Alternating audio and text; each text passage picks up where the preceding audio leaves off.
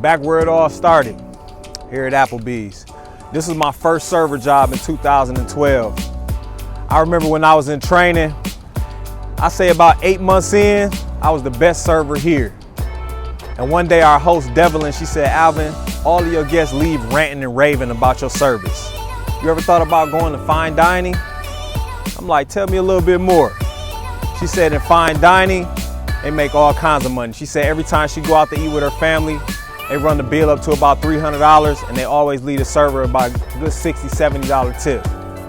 So I went and got me an outfit, put on my Sunday's best, and went down to Ruth Chris Steakhouse on Peachtree in the Embassy Suites. I remember I was nervous and I went inside and they gave me an application and they gave me a test. I filled out the application, but the test might as well have been in another language. It was asking me questions like, what is amuse-bouche? What is mise en place? Name 5 grapes that make red wine. Name 5 grapes that make white wine. What's in a rusty nail cocktail? I mean, I didn't know none of that stuff. So I did the next best thing. Pulled out my phone, I started cheating. Started putting everything down in my phone, and the manager came up to me and he said, "What you doing?" I said, "Oh, I'm just looking for some phone numbers for some references." And he picked up my test and he started asking me questions that I had already answered.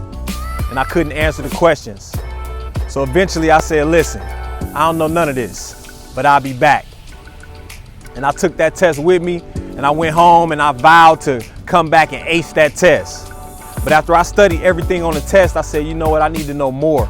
I need to know more than what's on this test. I need to know everything. And that was the beginning of my quest to work in fine dining. So 7 years later, I met that goal and I've been killing it in fine dining.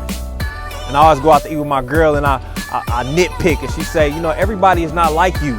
Everybody don't do what you do." And I say, "You know what, I'm complaining, but I don't see it as a problem. I see it as something that I have a solution to." So now my goal and my challenge is to make those around me better and to raise the standard of the level of service from restaurants like Applebee's all the way up to fine dining restaurants. Come check me out at finediningprofessionals.com.